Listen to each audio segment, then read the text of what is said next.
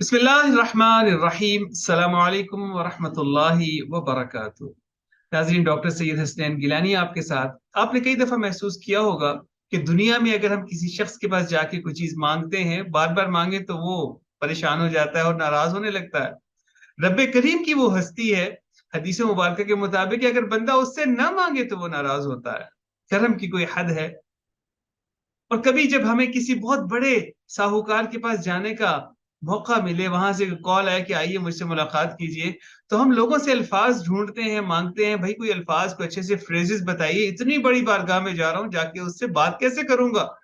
रब्बे करीम की कितनी इनायत है कि उसने न सिर्फ मुझ आपको अपने आप से बात करने की इजाजत दी, बल्कि उसके साथ ही साथ वो अल्फाज भी अता फरमा दिए, तालीम फरमा दिए कि मुझसे बात करनी हो तो मुझसे इस तरह से बात करना, और मुझसे मामला करना हो और मुझसे अगर अटैचमेंट चाहते हो तो मुझसे दुआ करो, मैं तुम्हारी दुआओं को कबूल करूंगा।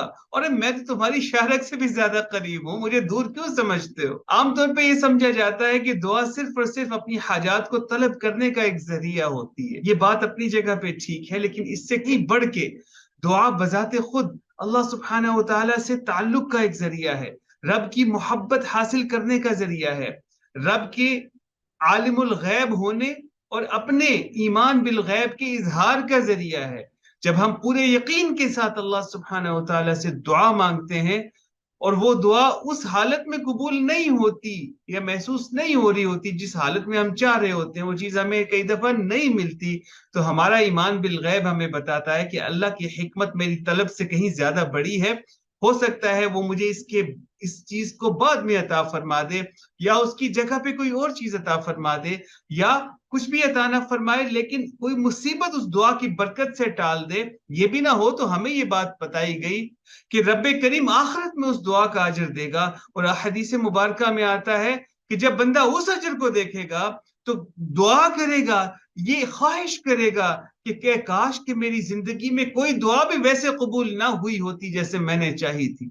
दुआ अल्लाह से राजो न्याज का जरिया है, दुआ अल्लाह पाक पे ट्रस्ट करने का जरिया है। और मुझे कहने दीजिए कि दुआ इबादत है। हदीस मुबारक के मुताबिक तो ये मुख्कुल इबादत, ये इबादत का भी मगज है। यानी हमने नमाज पढ़ी फिर दुआ मांगी, तो नमाज एक अलग इबादत है, दुआ एक अलग इबादत है। ये न सिर्फ इबादत है बल्कि इबादत का मगज है। सुभान अल्लाह। दोस्तों, हमारे माशरे में दो बहुत बड़ी रीजंस हैं जिसकी वजह से हमारी दुआ कबूल नहीं की जाती।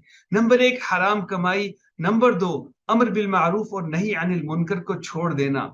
अगर परेशानियां हैं, अगर दिल दुखी है, हर तरफ से परेशानियां ही हमारी तरफ आ रही हैं, तो मेरे भाइयों, मेरी बहनों, अल्लाह के अहकामात को मानते हुए, उसके फराइज का ख्याल रखते हुए, उसकी हराम करदा चीजों का ख्याल रखते हुए, पूरे यकीन के साथ, बगैर किसी जल्दबाजी से सरापा दुआ बन जाएं। मुझे 101% यकीन है कि रब की रहमतें मेरी और आपकी तरफ मुतवज्जह होंगी इंशाअल्लाह। अपना ख्याल रखिएगा। अस्सलामु अलैकुम वरहमतुल्लाहि वबरकातुहू।